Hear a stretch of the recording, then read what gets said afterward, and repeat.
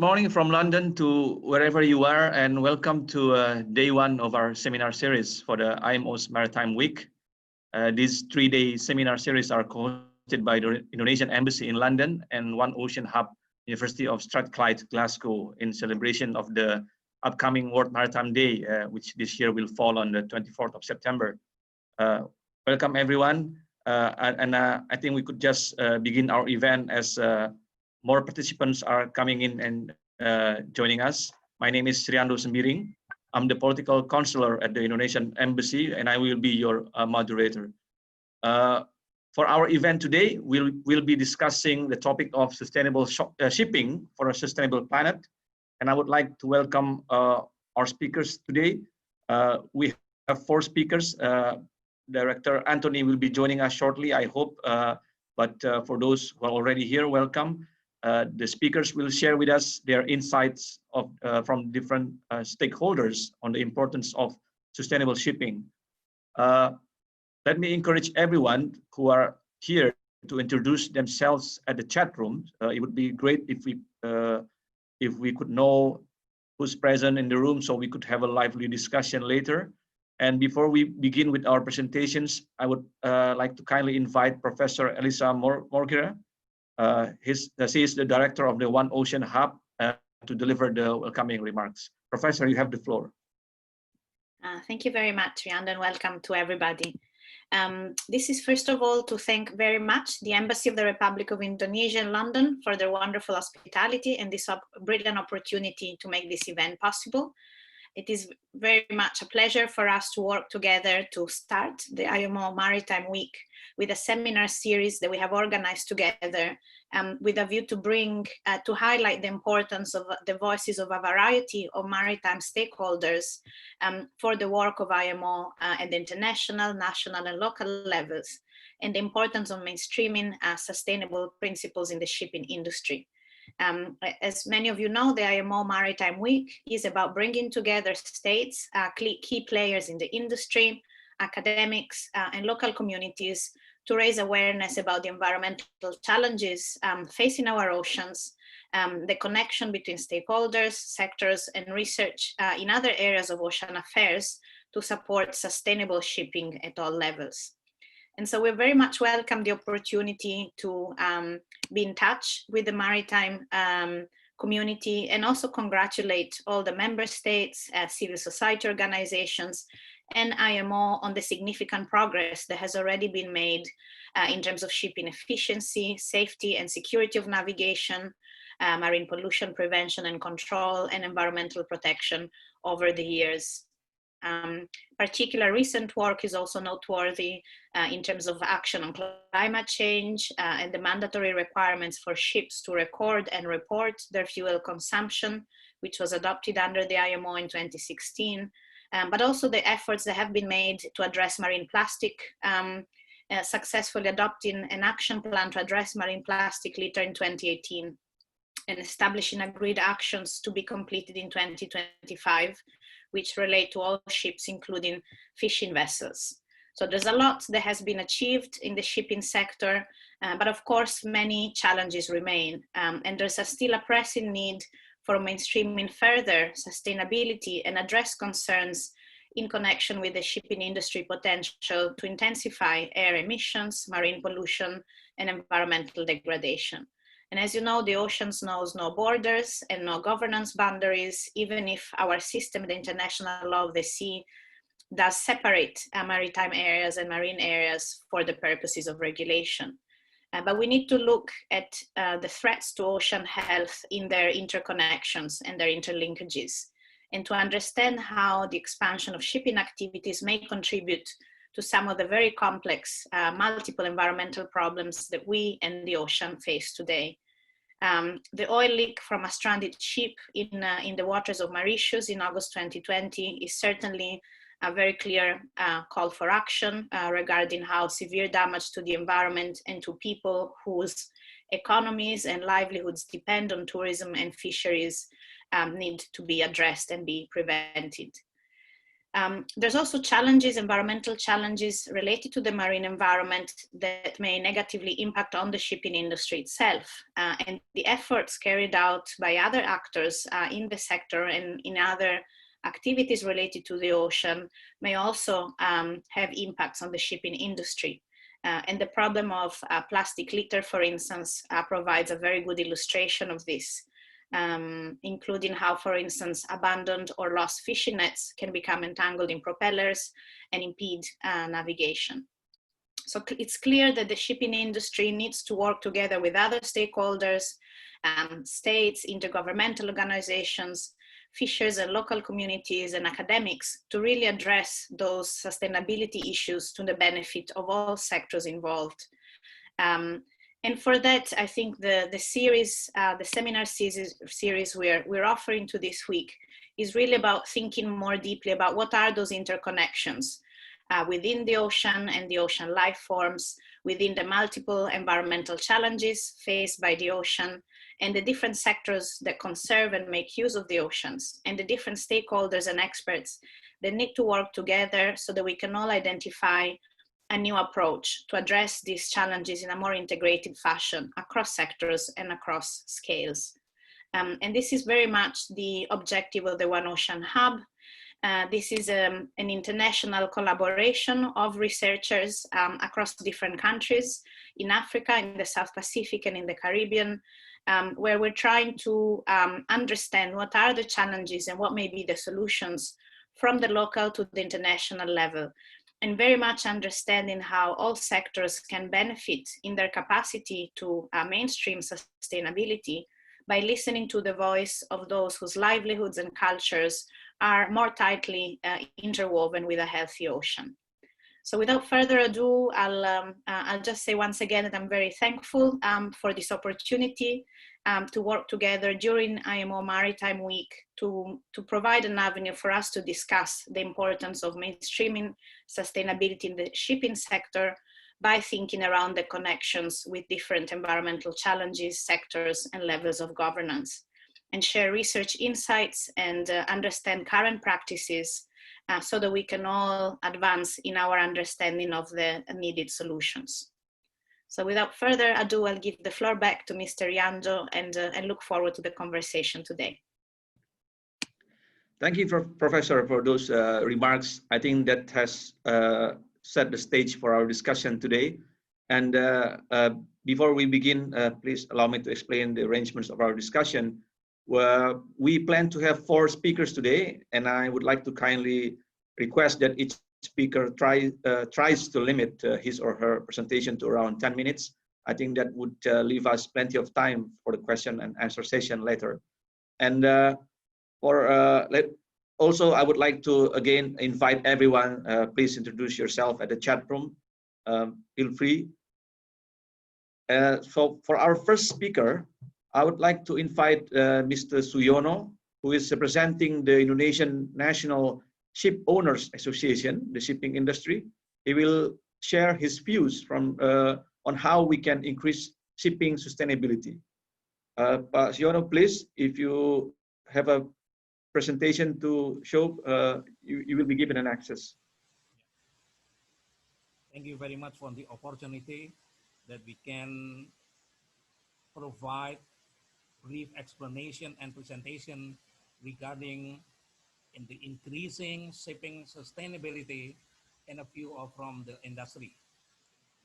I do appreciate very much from Professor that you have explained everything from A to Z, so it's very appreciated very much. I gave you a brief presentation when the heading is Increasing Shipping Sustainability, a view from the industry. I'm Suyono from INSA Indonesia, Indonesian National Ship Owner Association, and I'm head of overseas cooperation division in INSA.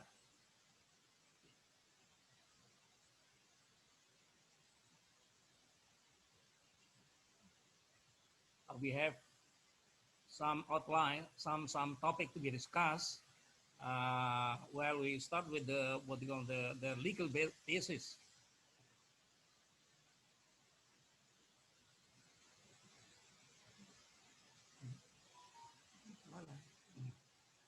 Well, the shipping industry or shipping society in Indonesia is what we call is covered by the law of the Republic of Indonesia number 17 year 2008 on shipping business. We want to show you two articles that's concerning how to increase the sustainability of the shipping in current condition. We mentioned article number 56. You can note that the development and procurement of the national water transportation fleet is executed in the context of empowering national water transportation and to augment the national ship industry perform integrated with the support of all related sectors. So we need many sectors or all sectors that related to the shipping industry should support how to make our shipping company become sustainable in the severe condition currently. Article 57 of the Law 17/2008 stipulating that the increase of national water transportation industry referred to the article number 56 is obliged to be executed by the government. One is providing facility in farm and taxation. Second is facilitating long-term partnership contract between cargo owners and ship owners. And the third is assuring the availability of the fuel of water transportation. So shipping industry in Indonesia, we want to develop, we want to make it more fleet, but we need a kind of cooperation or funding from the bank with the competitive interest and also relaxation of the tax. The second one is that we have to make a long-term partnership contract with the cargo owners and ship owners. In this case, enormous cargo is belong to BUMN, what we call is the state of owned company that is controlling enormous and voluminous cargo such as cement, fertilizer, rice, coal, and fuel, that we have to make an agreement with them for making this happen to make survive of the Indonesian industry, shipping industry. And then giving the national private shipping companies to handle imported cargoes funded by the state budget, APBN, for the government project. So we appeal that the government project that is budgeted by APBN, and that's a national budget, to be given to carry out by the Indonesian shipping company. We give you what you call the figure updated of the national shipping fleet, Indonesian shipping fleet under INSA members. You can see from the 2015 total fleet or total ship unit in Indonesia is about 16,100. And you see on the 2019, it become 32,587. So meaning double from 2015 and 2019 is because of one of the reason is about the Caput's principle. We show you the international market export and import happen in Indonesia. National shipping company, national Indonesian shipping company is only carrying about 5% for international market export import. 95% is carried by foreign shipping company. It's because of they have the big ship insufficient number of ships and also a network in every countries, in foreign countries. And we want to increase the share of the international market, but we need more unit of the ship, and we need a cooperation between shipping company Indonesia INSA with the Minister of Communication. In this case is the bankers who can give soft loan with the long period of the tenor, and also the competitive of the interest, something like that. So we can get the loan, and then we buy the new ship, or we hire the new ship, or we build ship in Indonesia. You can see that in the last figure, on the 2019, we carry only 28,000 ton, but foreign shipping company, they carry 774,000.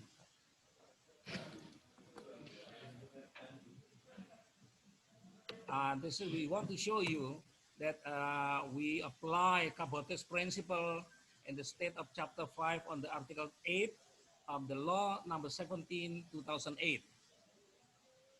The activities of domestic sea freight carried by national sea transport companies to use Indonesian flag vessel and manned by a crew of the Indonesian nationality. That is stipulated by the law. And the second one is foreign vessels are prohibited from transporting passenger and or cargoes between island, between port in Indonesia waters. That is the cabotage principle that also applied by United States and Japan. Also same cabotage applied to protect the domestic shipping company. I want to show you the domestic market. So with the current numbers of our national fleet, I can show about 600 container vessel, and also some brick bulk, and then tanker, something like that. Domestic contributing on the 2016 is about 620 million ton, and then 2019 is 1.4 billion. Foreign shipping company is zero because we can afford to carry all domestic cargo inter-island in Indonesia. And that's the very important thing is on the running business of shipping is human resources, meaning seafarers. High quality ship's crew play their important roles in the national shipping industry sustainability. Without quality crew, good crew, disciplined crew, knowledgeable crew, it is very hard to running shipping industry with the sustainability. And also, we are planning that sailing school are expected to drill their students with foreign languages so they can compete internationally after graduating. Not only in the ships, below are diverse area for seafarers to work at. They can work at shipping building and repair, and ship demolition, port services, offshore support services, financial, insurance, classification like IAC and PKA in Indonesia, legal services, ship brokering, etc. All of this position require discipline, integrity, language skill, and outstanding attitude.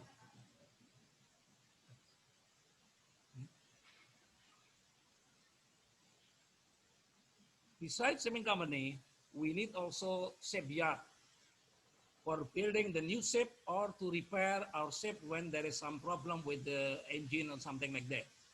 We have around, in Indonesia currently, about 240 shipyard companies. And docking annual capacity is 3.6 million CRT. However, the current condition, they are only on the 40% capacity to do the building new ship or to repair. National shipping companies, meaning INSA members, to collaborate with shipyard companies for maintenance and renew the program. We have to make sure when we ask to build the ship, it will be on time, finished, and delivery, and also the what we call the equipment or the spare part that they use is the quality service of the spare part. So basically, the ship will be what we call built with the good ship, what we call ship part, and also delivered on a great time, because most of the time the deliver is a delay for 1 or sometimes 2-3 months something. That is a problem with shipping company.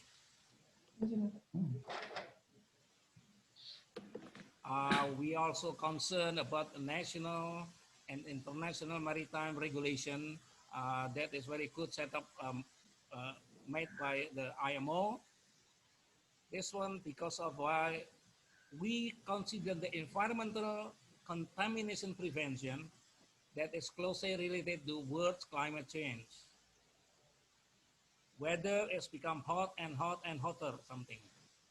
IMO has issued many regulations, among others, on ballast water management and preventing invasive and pathogenical movement of marine biota. Second, prevention of sea pollution from oil spill. The third is prevention of air pollution from exhaust gas. The fuel should not only contain 0.5% of sulfur in maximum number to reduce the greenhouse effect. Otherwise, if they use the current fuel with the 3.5 sulfur, the ship must use scrubber to minimize the what they call the air pollution, something like that. And then the fourth is garbage management. Plastic litter is already explained by the professor to implement blue ocean strategy. Sporting facilities must be very connected and very helping each other hand in hand. Both port and terminal must support shipping activities by preparing facilities and infrastructure, qualified human resources, and high-end information technology to ensure sustainable economic growth of the country.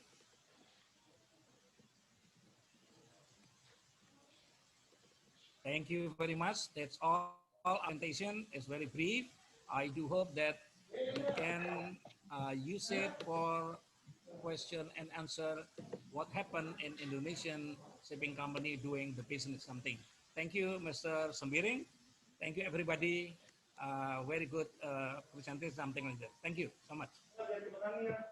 Thank you, Mr. Suyono, for the presentation. I think that provided some brief overview of the shipping industry in Indonesia.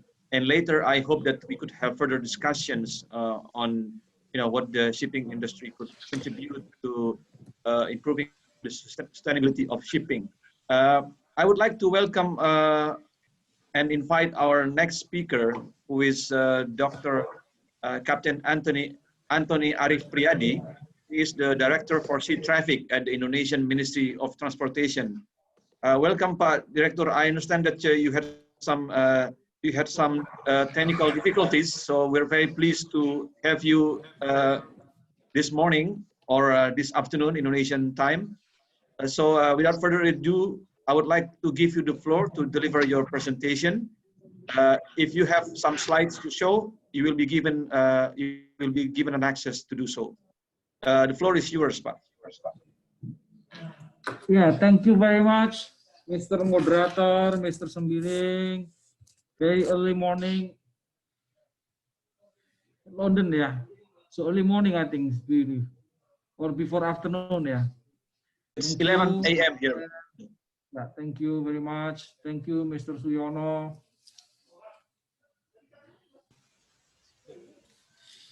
Thank you, Mr. Suyono. And then I believe a lot of attendants and panelists during this webinar series in the held by the transportation attaché in London. Yeah. First of all, I should say very sorry that I have technical problem with the email to access the Zoom access to the Zoom meeting this early morning. First of all, I will share the our presentation.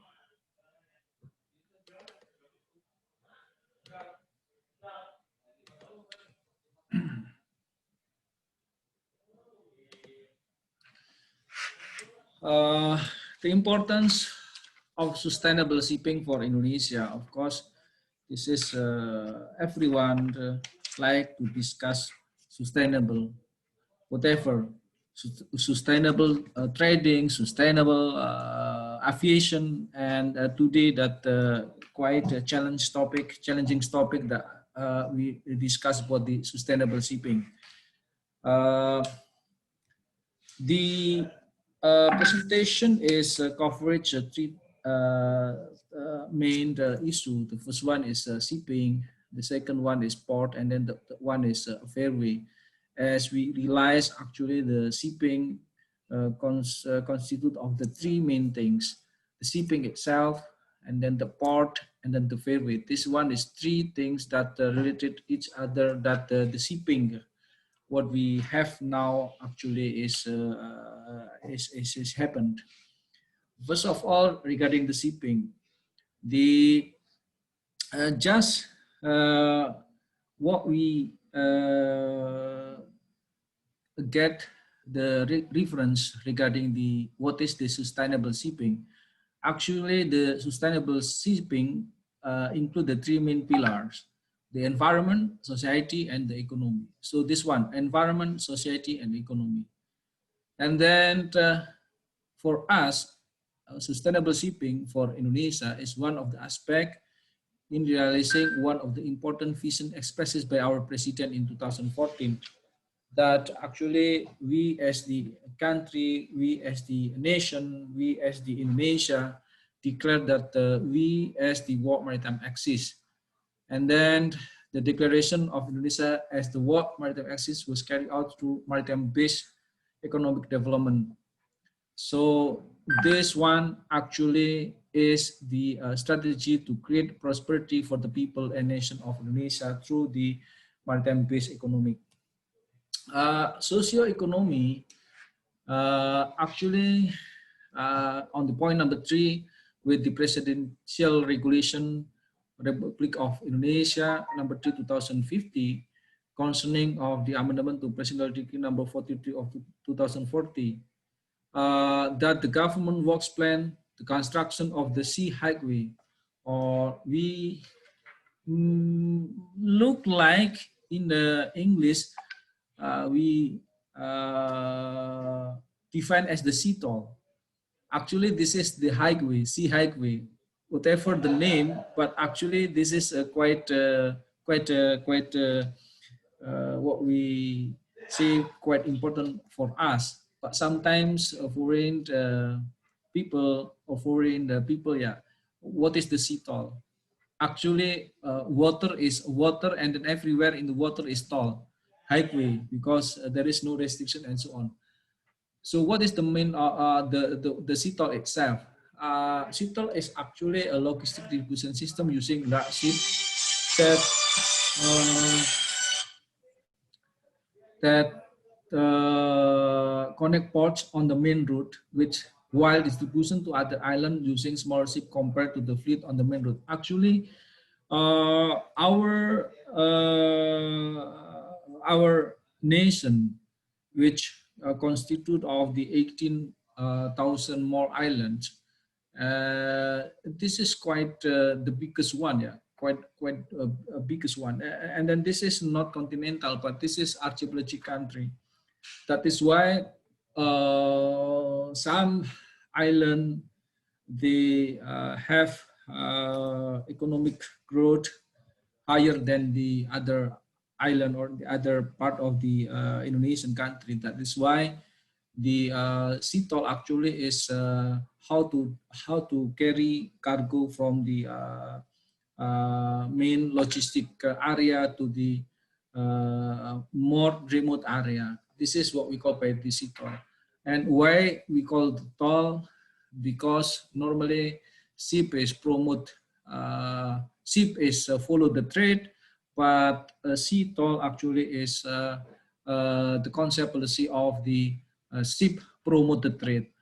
And then why we call toll also because we only have some port to be stopped, to be discharged, and to be load cargo, not a lot of the port destination.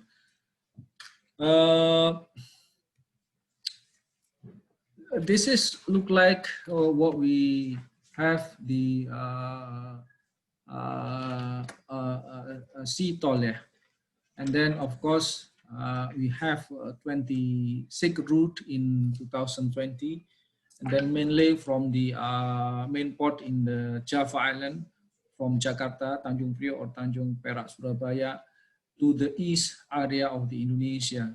And then the ship itself only carry some number of the container. Normally is around 60 container up to 60 container normally. And then the draft of ship is not so height of draft. Normally it's only 2 or 3, around 3 or 4 meters. So the ship may visit or may enter to the remote area, remote port in the east of Indonesia. And then other than the sea toll, we also have the partnership. Sea toll is only carry the cargo on the form of the container, but the partnership route, we have around 114 route in Indonesia. And then this kind of route is served by the ship on various gross tonnage or divide, and mostly carry the passenger as well as the cargo. And the other things that we also start to build our cattle ships, and then this is really what we our concern that we need to carry our cattle in such a manner that the welfare of the animal also consider it. And then we have 6 ships, and then the route normally from the island of the Kupang and Nusa Tenggara, also from the Celebes to Kalimantan. But this one is not so a big vessel, but the capacity of the vessel normally is 500 cattle. And then regarding the shippings, the first pillar of the transportation, sea transportation, the number of vessels registered in Indonesia, when we talk about the passengers, around 3,200. And then when we talk about the fishing, around 39,000. And when we talk about the cargo, around 39,000, also nearly 40,000. So in the total, around 8,200. And of course, this is in terms of number, yes, quite a big number of the vessel. But compared to our island, 82,000, compared to the 18,000 island, this is only a small number for that one. Regarding the government, at the moment, government itself, by using the subsidized mechanism, we used all is toll laut, yes, all the sea toll, but we have partnerships. We have on the 2,000 gross ton, we have partnership on 750 gross ton, and then the smallest one is around 200 gross ton. And also cattle ship, container ship, and also we have LCT or ready ships, and also we have traditional ship, and in a total we have 295 ships owned by the government to serve the remote area. The existence national sea transport connectivity, if we mean like this one, we may see that really all of our area is covered by the sea. And we may see here that a lot of route, yeah, sea route, shipping route that we create. This one is only for the government route, government ship route, not include the commercial route. The second pillar of the sea transportation is the port itself. And then if we may say the number of seaport, actually we have the hierarchy of port in Indonesia. The small one is feeder port, and then the collector port, and then the main port. This one is the main port for the export and import. So in total, we have 28 main port, and then we have 164 collector port, and 144 feeder port. In total, we have 636 ports. You may imagine how we manage the ports in number 636 ports. This is quite a number, quite big number.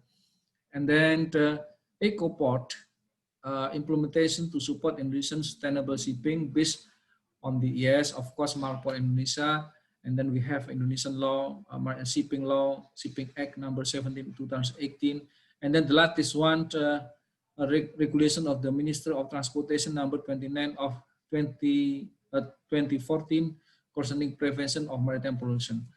As the sample of what green ports, yes, a lot of this. I believe I very like to sail to visit the Long Beach, Sydney port, and Shanghai green port. But in Indonesia itself, we already start with the Teluk Lamong terminal as a green port. This located in the Java Island on the east area of the Java in the Surabaya. So this one is declared as the green port. And then the third pillar of the shipping sea transportation itself to make Indonesia sustain is the ferry. Sometimes we need to take the idea archipelagic country, archipelagic nation, because this is quite fundamentally different with the what we call by continental nations. The main transport actually is sea transportation, as we may see that 90% of international trade using sea and 40% of it through the Indonesian water area. And then we have internal waterways, inland waterways, and then we divide into three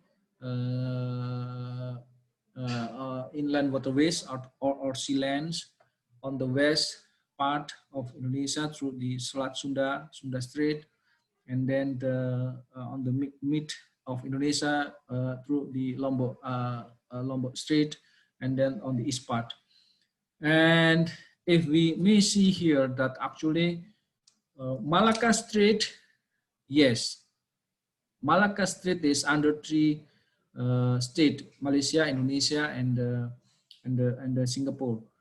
But Malacca Strait itself actually, based on the statistic, every year is used by the around 80,000 vessels every year. The second strait that actually is quite crowded, also the Sunda Strait traffic. In 2018, we may see the crossing ship is around 43,000, and then passing ship is around 10,000. And then the second things on the mid of Indonesia, middle area of Indonesia, Lombok Strait, Number of crossing street is around to 26,000, and then passing ships around nearly 2,000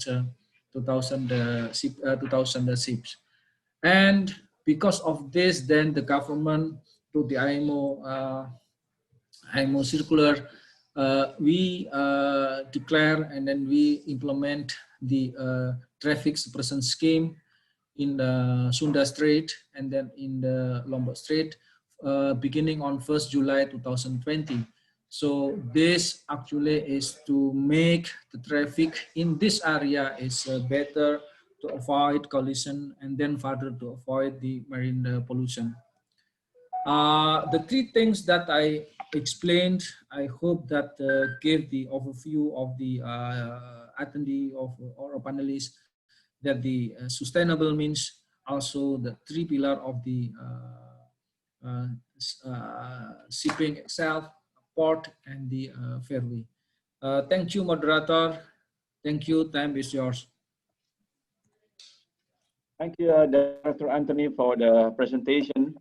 We have now heard some views from the shipping industry, and also Antoni did share with us some views from the government. I would like now to re-invite Professor Morgera to deliver her presentation. I understand it would be around the topic of corporate environmental accountability and the rights of indigenous and local communities. Professor, you have the floor. Thank you very much. I hope you can all see my slides. So I also listened with great interest to the first two presentations, and I think it's really helpful to see the importance of the partnerships between the shipping industry and ship owners associations and the government, as was illustrated in the first presentation, and the level of regulation that we already have developed at the national and international level.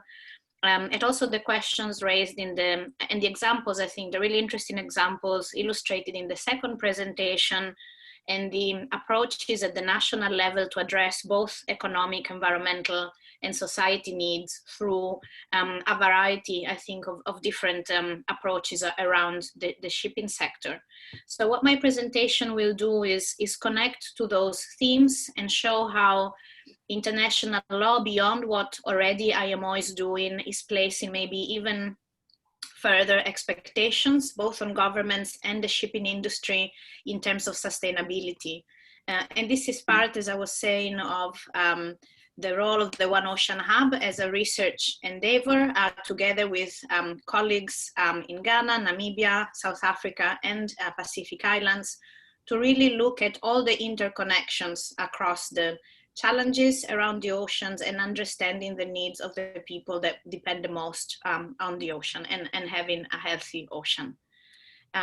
So the idea is that I will just briefly explain why we are discussing about corporate environmental accountability in international law, and how this has become more and more integrated with the idea of also business responsibility to respect human rights. And in particular, how the human rights of indigenous peoples and local communities may pose new challenges for the shipping industry. So first of all, just to say that internationally, we have been reflecting about the role and the contributions of the private sector more generally towards international goals of sustainability for a very long time. You have here the dates of all the major UN summits on the environment, and these are often seen as key dates also for the development of international environmental law. And in each and every step of the way, there was always some thinking going into what we expect and we hope that business and industry will contribute, in addition to what governments are promising to do or legally committing themselves to do to achieve environmental protection and sustainable development.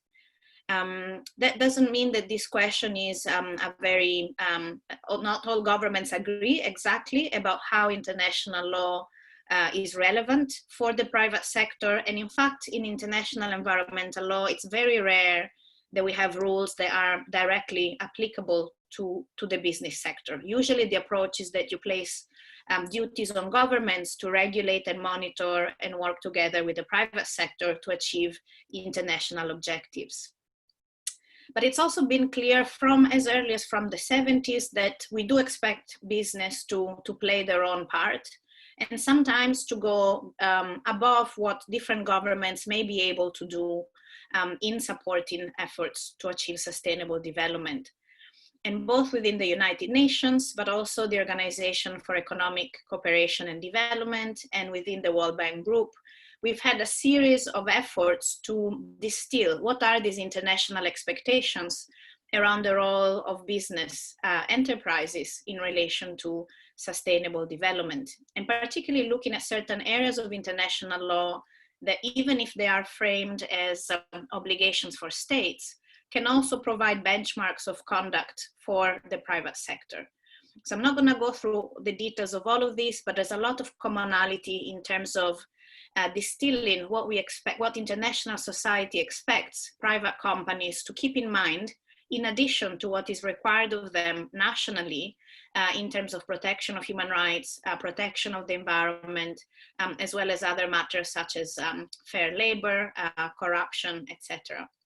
So what is interesting to note here is that while I think governments around the world are still very divided as to whether international law should develop to even create direct obligations on private companies, there is an ongoing negotiation at the Human Rights Council that is discussing it to some extent. I think there's an understanding that even when international law does not address directly private companies, it still creates certain expectations for companies to take those developments into account. So somehow the understanding is that private companies can't be oblivious to what international law says in relation to human rights and in relation to the environment, even when maybe the national laws or more specific international rules to which certain sectors of the private sector are under don't quite make that very clear. So I think what has been a really turning point internationally has been the work of the UN special representatives on human rights, on business and human rights, who eventually led to a UN framework and guiding principles on business and human rights, which have received the support from governments, and many governments around the world are working towards implementing those principles, which basically say that, yes, we do expect companies to go above and beyond what is required of them by national laws to make sure they respect human rights.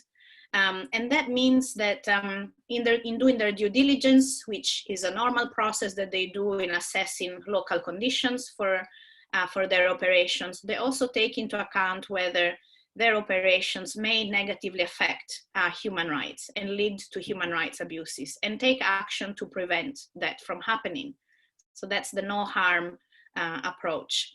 And of course, this is something that companies need to do in partnerships with the government, but often they may have to do their own work and their own due diligence and take their own measures to really prevent those negative impacts from happening.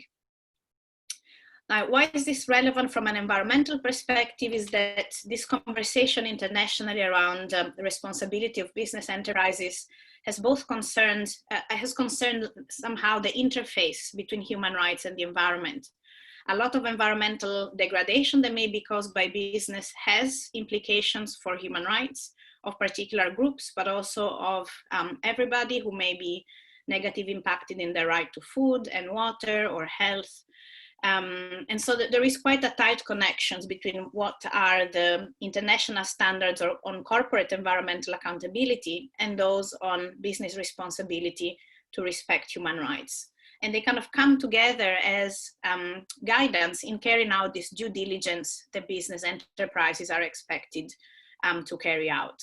And they have to do with companies assessing their potential negative environmental and human rights impact beyond what may be required of them in terms of legal requirements of environmental impact assessment, bringing in the information into their decision-making processes and consulting with potentially affected communities to really understand what are potential impacts arising from their activities, putting in place measures that respond to that information by preventing potential impacts, and considering also precautionary action when maybe the scientific evidence is not fully there.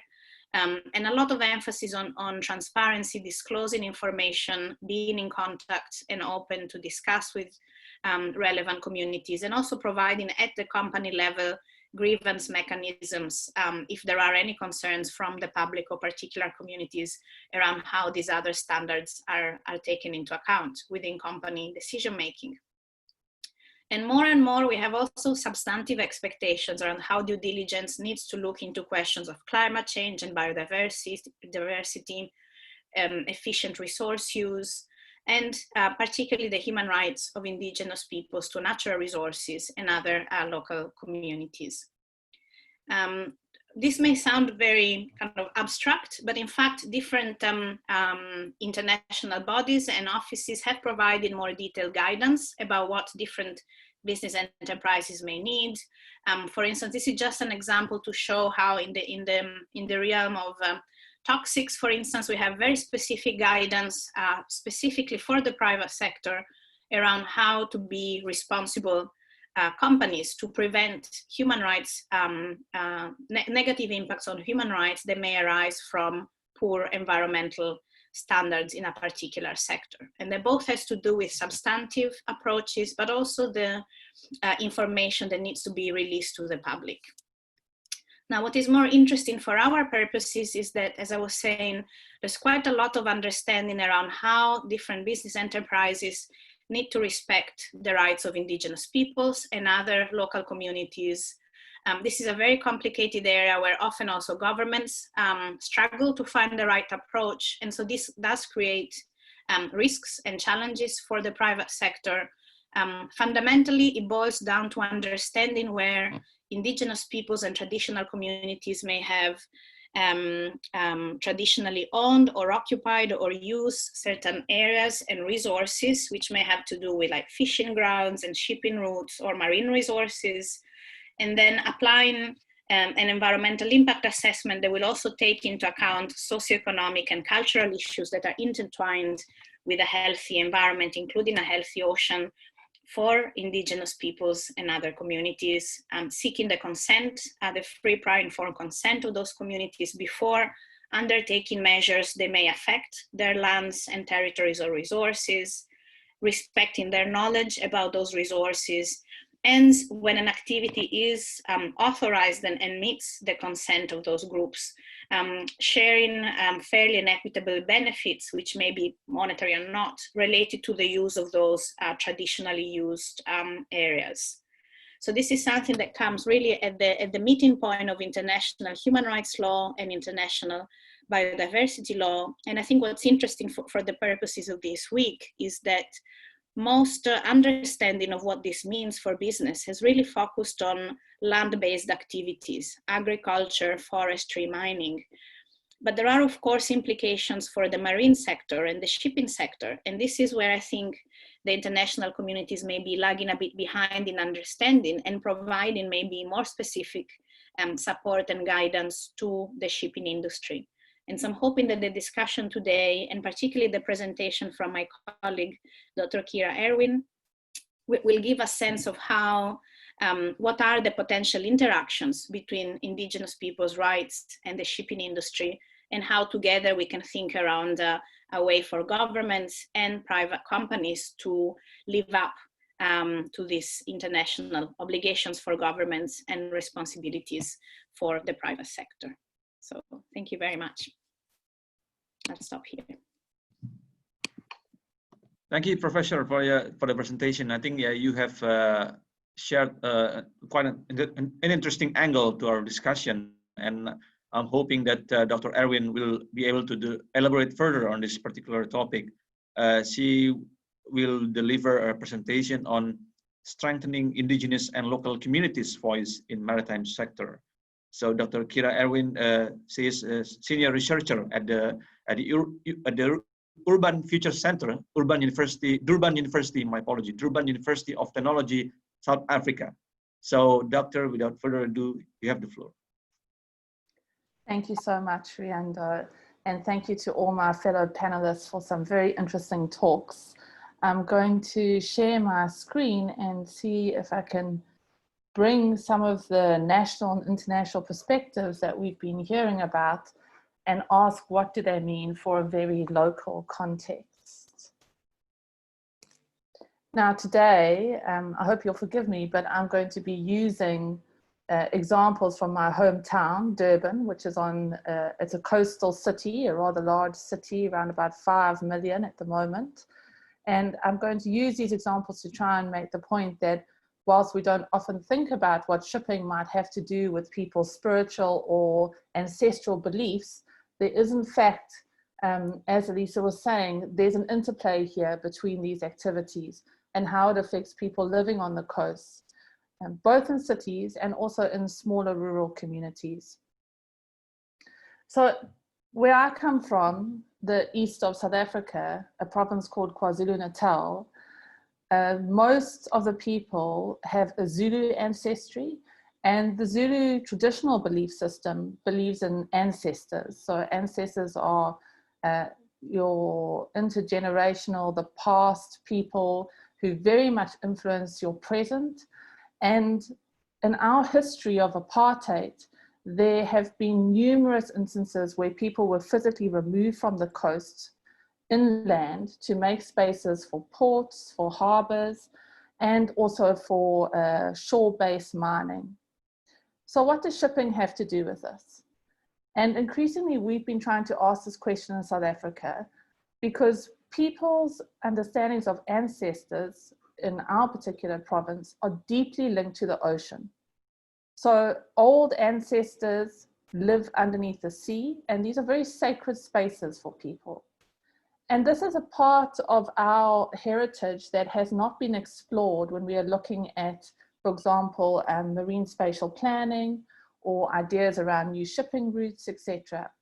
So beyond some of the obvious things that have already been noted today, such as oil spills or pollution from ships, there is also this question about taking into account how people view the ocean, what it means to them, and what it means to them to have an idea of what a clean, healthy ocean is.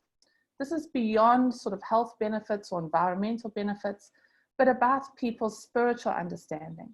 So in a lot of the customs we have along our coast, and I'll show you in a minute that this is across quite a few different religions, there is an idea that the sea is a cleansing experience. It's a cleanse for the soul.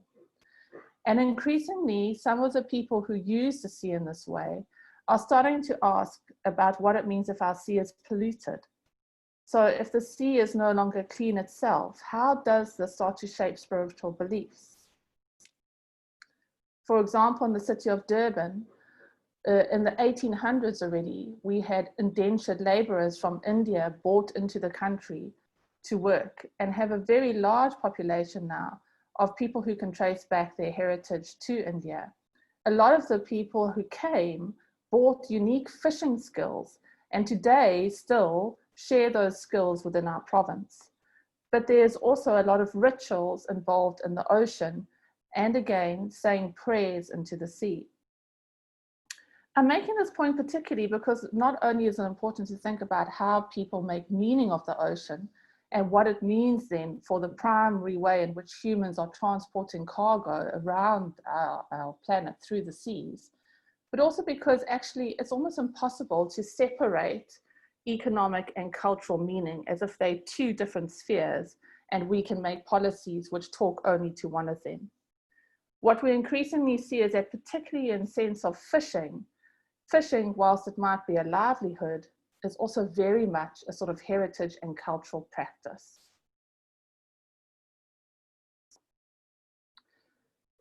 Now, I want to move slightly into the rural areas of my coast. And here we have started to make what we call marine protected areas. And those are necessary in many ways. And exactly for some of the reasons that Elisa was talking about earlier, is that scientists and other concerned parties are increasingly noting that we have, lionfish, for example, stocks are dropping significantly, pollutants are starting to adversely affect some of the ecologies on our coastline, and marine protected areas are important spaces to try and address that. However, sometimes this gets quite tricky because people whose land this belonged to traditionally and who during apartheid had been removed from it are now under democracy wanting to have restitution for their land and continue to practice some of the fishing that they have done for many, many generations, and which allows their families to eat and sometimes earn very minimal amounts of money to survive. What happens when we try and look at fishing as a whole and write policy to try and balance this is that in South Africa, frequently, it is people such as the man you see here who get regulated much more strongly and directly than some of the big industries. So there's not always an equal sense in the fisheries about who's getting restricted and regulated, either for conservation efforts, and what sort of economies are at play here. In the end, the question of who is benefiting most. Certainly in our country, it has been a continuation of big business with the fisheries. Now, that doesn't mean that we're saying that we want to get rid of big business. The question's here about how do we start to balance some of the power that we have inherited from our past to make a more equal society. Now, when it comes to fishing, ports and ships have become even more politically contested in our big port city. So when I was talking about indentured laborers coming over from India to Durban to be brought here to work in big agricultural projects, once they were originally sort of built a settlement in what is today Durban's harbour, and already in the 1800s had been forcibly removed back into the back of the port today, and then under apartheid forcibly removed from the ocean into the inland. And despite these forced removals and evictions, many people from these communities still fish today. It's a very strong point of pride as a sort of cultural heritage. What happened after 9/11 in America is that new international laws around harbors and security meant that the majority of the public in Durban were no longer allowed into what were really traditional fishing spots in our harbor. And this has caused quite a lot of pain and protest. So again, this idea about, you know, who gets to access this? What is happening around shipping and developments? And how is it impacting on people who are very important stakeholders when it comes to thinking about oceans and shipping? So these get complicated. How do we take so many different people's needs, opinions, livelihoods into account and start making decisions, both local, regional, national, and international, that has a far more equitable outcome? Now, unfortunately, with a short space of time, I can't go into much detail, but I'm happy to take questions. Some of the things we found useful is to keep asking ourselves when we are trying to make regulations or acts or legislation is, do we really know who is involved in this particular sector? For example, if it's about shipping, we might not usually say, well, we also need to consider the people who are using the ocean as forms of religious ritual. But perhaps we should start to do that. Perhaps we need to look more broadly and look at how people have different levels of agency and power when it comes to a big economic industry like shipping. Which kind of people get to sit at the table and make decisions, and who isn't sitting there? How do we create new spaces where you can listen to a whole lot of different voices, a chorus of voices if you want, listen to different desires, different logics, and afford it equal weight? And so really, then if we start doing that, we get a better understanding how shipping and sustainability fits into a much broader social, economic, cultural, and environmental context. And without this, we risk making, you know, decisions which sort of falsely think of shipping as a separate silo when it's not. So I'm going to end with using a little diagram. I think the first two speakers did a fantastic job of showing just how complex shipping is as an economic industry.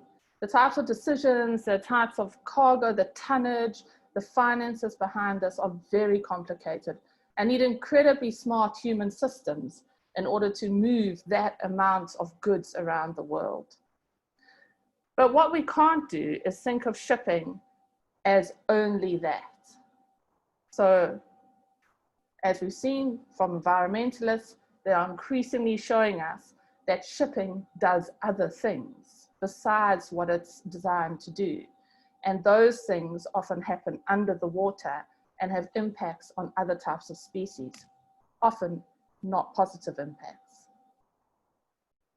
What I'm doing is adding an additional layer of complexity. I'm saying, actually, it's fascinating. Shipping does even more than that. Shipping and the decisions that are made around how you develop harbors, what kind of technology is on ships, what sort of goods are being moved, what happens when there's spillage, for example, how those ships impact on the fish, also radically impact on people's lives, not just on their economic livelihood, not just on jobs, which of course people can benefit from in the shipping sector, but also sometimes on their culture, on their heritage, and on their spiritual belief. And we don't yet fully understand how all of these things are connected.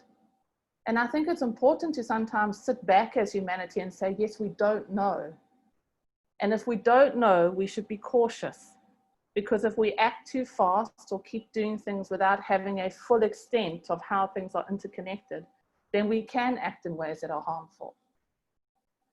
So I want to end just by saying shipping, really, if you stand back, is a fantastic example of how much is a part of a human-made ecology that really shapes human lives, the way we think and act, what we are able to buy even, for example.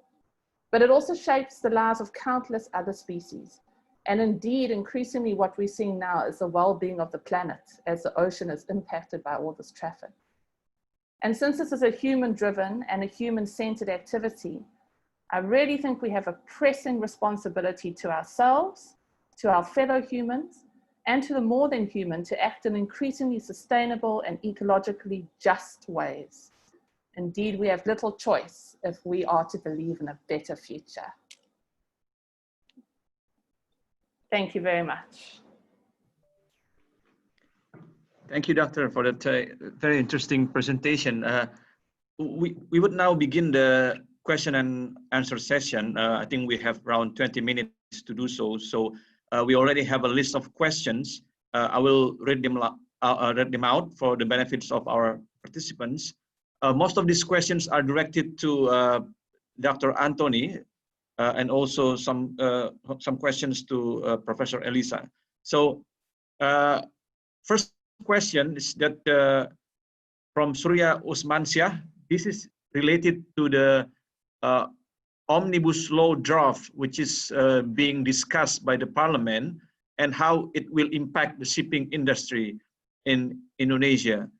That would be the first question. And also he asked about, in related to that question, he mentioned about Article 158. This is very technical, so I don't know if you have time to discuss on that, but that would be the first question. The second question to Pak Antoni would be, what type of maritime security measures implemented in Indonesia concerning how large Indonesian waters are, and also how to overcome the ship that pour the ballast that contain toxic substances in Indonesian waters. So for now, let me just take these two questions for Pak Antoni, and in the interest of time, let me just read out one question. So we will have 3 questions in the first session. The second question is, I think this would be directed to Pak Suyono. So the question is, let me just find it.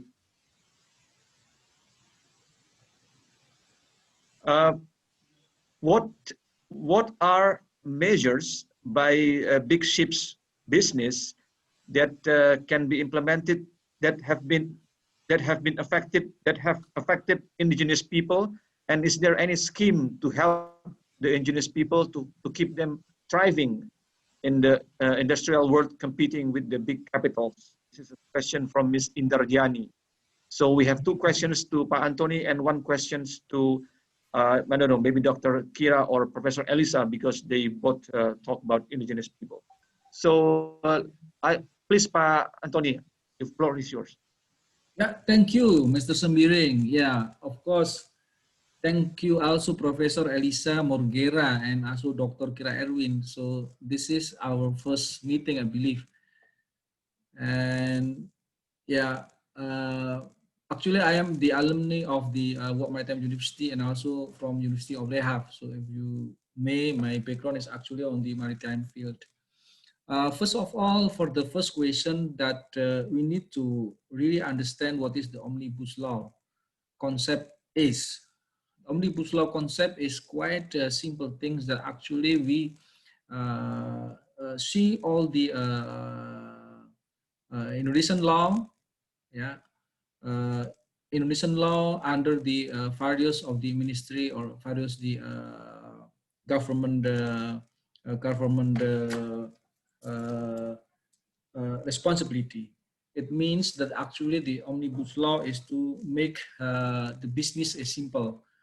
The main things is how to mix the between one law and another law. Sometimes they have some relationships, and then sometimes it's quite different meaning. Sometimes it's contra. Sometimes most of the law actually some of them is contra. And then there is a law that already 20 years. There is law that is quite new and so on. And how to harmonize it, that is why we call the omnibus law. The aim of the omnibus law actually to make the business simple. And of course, after the business simple, then investor will come to Indonesia. And then after that, the people of Indonesia will get the impact of the investigation. It means some of them will get the work and so on. The article of cabotage, for instance, this one is related to the Shipping Act 2008, number 17. Yes, we normally on the parliament, the ministry is conducting the discussion on the parliament. And of course, if you want to see how the omnibus law is discussed, and then you may come to the parliament on the certain time, certain date. You may search in the website of the parliament when the omnibus law is discussed.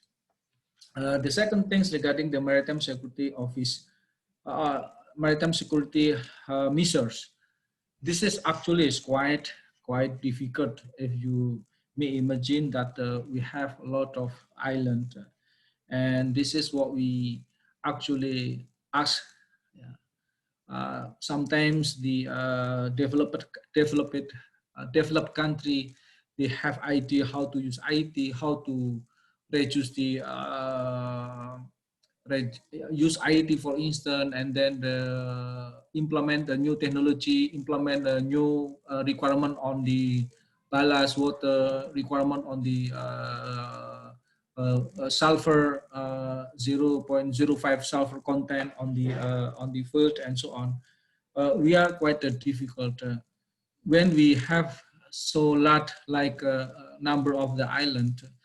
If we have one vessel for the island, it's not enough. It means that technology, yes, we use. Some of the port in our country already fitted with the vessel traffic information system. This is one way to monitor the ship crossing or passing in our waters. We have 25 vessel traffic service to measure the maritime security. Even though actually this vessel traffic service is for the safety of navigation, but on the collaboration with the Coast Guard, collaboration with the Navy, collaboration with the Air Police, Water Police, and then we may see that this one is one of the maintenance security office security measures. The other things that we have also Coast Guard, and then we are also Navy. The Navy the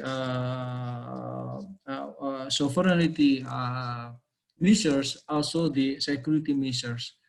They have periodic what we call periodic patrol and so on. The on the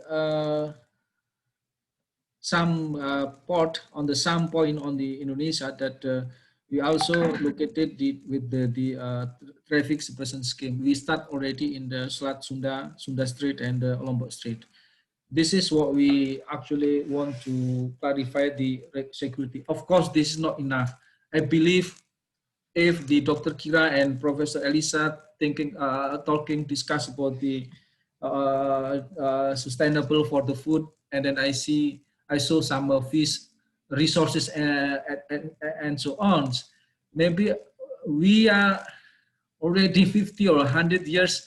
Some our resources actually is pirate, not pirate, but still by the other country, the other nation using their ships more sophisticated, more modern ship and so on. Because we have a lot of area that we need to secure, we need to guard at all times. That's all, maybe, Mr. Sembiring. Thank you very much. Thank you, Pak Dir. Can I now invite Mr. Suyono to share some insights on the question related to what the industry could do related to the indigenous people, and also feel free for Dr. Erwin and Professor Elisa to join in later, please. Okay. So this is the reply from Mr. Who's his name? Mr. Surya, right? Hello. I reply the question from Mr. Surya, right? Hello. Yes, Pak. Yes. Okay. So, of course, we are very concerned about the impact of it will impact the same company. However, how big the impact, we don't know yet. Regarding many articles that can centralize both responsibility and decision making from MOT to government, this is G to G, we would kindly MOT to explain about this, because this is G and G to G, right? MOT to government. Yeah. Regarding the conversion of criminal act into penalty, and our opinion is administration sanction is warning suspend the permit of withdraw or withdraw the penalty and penalty. Sorry. If administration sanction is not complied, then criminal act can be applied for the frame of the law of enforcement. As far as I understand, Article 158 is not changed, and also, and there is no revision. And also Article number 8 regarding cabotage is also no revision. So there is no, both of the rule, there is no revision at all at the time. Thank you. Thank you, Mr. Suyono. Doctor or Professor Elisa, would you like to add anything? Yeah, thank you. And I was also like typing a couple of answers in the in the Q&A as well. I mean, I think it is a bit of an open question what the shipping industry, and particularly shipping companies or associations, need to do in this context.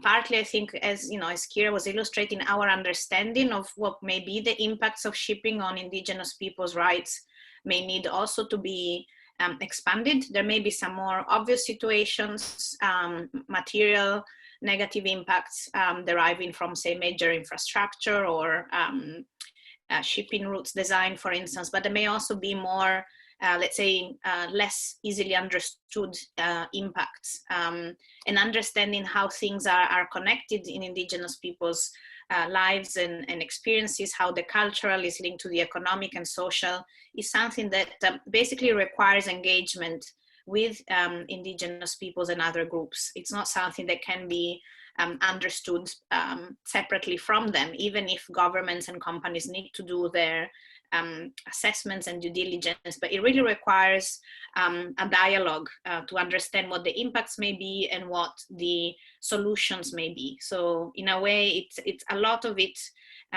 may rely, for instance, on existing laws related to, say, impact assessments and consultations. And it's really about improving our practices, because I think across the world, environmental impact assessment laws are not fulfilling their objectives, and often they may be tick box exercises. And I think the experience of Kira and her team really shows how we need all to engage in a more meaningful exchange to really understand what the challenges are, what each government and companies and other, including civil society and researchers' responsibilities are, and how we can work together. So that idea of a partnership that was alluded to at the start of this session, I think is really important. It just needs to be expanded, and the challenge of understanding very different worldviews and agendas, and thinking that there may still be a solution to be found through dialogue is quite key. And laws can help in clarifying what are the minimum guarantees needed for that dialogue to be comfortable, to allow people to be informed and to be heard, and to challenge if maybe there are shortcomings that appear in the process, and also to make sure that the necessary support is provided to Indigenous peoples to really respond to what Kira was saying, that power imbalance, information imbalance, these are things that are there, and there can be, and there are expectations that both governments and business take that into account and do their part to make sure that Indigenous peoples and other human rights holders can really sit at the table at the same level and be able to participate in the conversation with as much information and recognition as possible. Professor, I see that some questions have been answered through writing. So if we still have some 5 minutes, so I will take another question. And if I may, I would also like to abuse my privilege as the moderator and pose a question of my own. I think there is an elephant in the room that we all need also to address. That is the ongoing pandemic COVID-19. How this it already affects the shipping industry, including the seafarers, and also we can see that it affects everyone. So how will this affect efforts to improve sustainability in the shipping industry? I read in the media that so far the main driving force behind companies that isn't incentivize companies to make measures towards sustainability is cost savings rather than consumer demand. And as the COVID-19 continues to hit the shipping industry, how do you foresee the sustainability of shipping industry in few years to come? That would be my question. It's an open question actually. And also let me take one last question from the audience. It's another question directed at Pak Antoni from Mr. or Mrs. Natsine Kopkan. He referred to your presentation earlier. You mentioned that 636 ports in Indonesia, and the question is, are all of these ports are PSM? I assume that it's port state measures. So I assume that's what he's referring to. And how do you control the loading to container? So please, if any speaker would like to answer the question, first question. But the COVID-19? I will answer about the pandemic of COVID-19. Oh, okay. The impact actually this what we call by the, I think we still remember that IMO is call every nation to address the problem with the seafarers during the pandemic COVID-19, because most of nation is reject to do what we call by the crew exchange. We are, as Indonesian nation, Indonesia, actually the first country that we allow to the crew exchange. At the moment, at the time that it was that the cruise ship from around the world come to the Tanjung Priok to disembark their crew, and then a lot of number. This one is thousand and thousand crew exchange conducted in the Tanjung Priok, in Jakarta, and also in Benoa, in the Bali Island. So this one is the our effort actually to have the seafarers may disembark. Otherwise, a lot of problem, psychological problems, and everything will happen on the onboard vessel when the ship when the seafarers actually need to be relieved, that but they cannot leave the ship because the problem of the restriction on the countries that apply the what we call by the restricted for the crew exchange on some country. The second things that nationally, INSA will answer about the number of the business going down, but in our note nationally, because we have a lot of island and port, and then the ship actually is the means for the connectivity for the cargo itself. During the pandemic COVID-19, we still serve the port by port using our government state of vessel. We still there. And then the number of cargo or number of passengers during pandemic COVID, it doesn't really decline so much, because this is only the way that they can get the food, they can come to the family, they can come to work and so on, only by the vessel, especially on the east of Indonesia. Regarding the 636, yes, this is mixed between the government port owned by the government and managed by the government, and also semi-government owned port. For the small port, on the 400 to 44 port, normally is handled or managed by the government. But for the 24th, the big port, the main port actually normally is state managed by the government state of port management. How to manage? Yes, of course. 636 port is different type of port, the size of port and so on, and then the function of port is also different. From the small one, we call by the feeder port. This is the smallest one, and then become the collector port, collection port. Yeah. This one is we call by the hub, and then from the hub coming to the main port. So this is what we say, like simple things that how to manage. Yeah, from feeder to collection, collector port, and then come to the main port. That's all. The concept is like that. Of course, this is not yet. I mean, it's not yet the best one how to manage. Yes, but sometimes the problem will be solved by the times, with the times running and so on. So we need time to solve our problem, or develop our port better and better. Thank you, Mr. Sembiring. Thank you, Captain. Yes, Pak Siono. Mr. Siono, please. Yes. Yes. Well, checking with our members, that is around the active members of INSA is about 300 shipping company.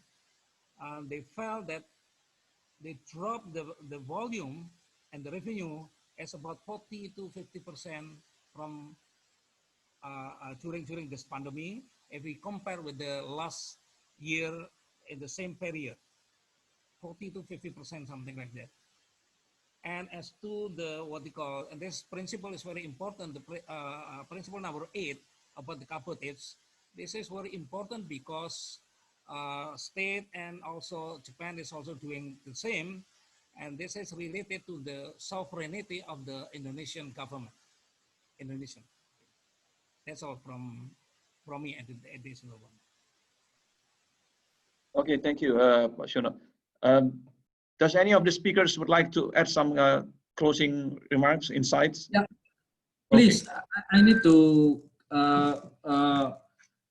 strengthen what the Professor Elisa Morgera say regarding the indigenous people. Yeah. In Indonesia, we have you may imagine that we have 18,508 islands. So we have different people here, different language. Even I understand only one language, Bahasa Indonesia, and also my own language. But we have very rich, not only language, but tradition is also different. That is why sometimes easy to say, oh, just do this thing and so on. But actually it's quite difficult. The society on the east, on the west, on the north, on the south is quite different. For instance, in Papua, it's different also. The food, main food is different. The ingredient of the culture is different. On the west, the main food is also different. That is why we are so rich everything, and I agree that indigenous people is right now still that the government maintain as it is that yes, we have one language, Bahasa Indonesia. Yes, we have one flag, Indonesia. But even in the region, they still have how to learn their local language, their culture, and so on and so on. So yes, we keep this one. Kalau I may say itu dalam bahasa Indonesia, maybe Mr. Sembiring will translate. Bhinneka Tunggal Ika. It means all different but still one. Indonesia. Thank you very much. And he was referring to our national motto, which is unity in diversity. So I think that aptly concludes our discussion for today's webinar. I would like to thank all the speakers and all the participants. And please let me remind you that tomorrow we will have the second day of this series with the topic of ocean and climate change. And on Wednesday, 23rd of September, we will have day 3 with the topic of marine pollution. So I would like to invite and encourage everyone to join those discussions by registering on the links provided on the invitations. You can also find the links on the social media of both the Indonesian Embassy on Twitter and Instagram, or the Twitter account of One Ocean Hub. So thank you once again for taking the time to attend the seminar, and we look forward to seeing you tomorrow. Goodbye. Thank you. Goodbye, everyone.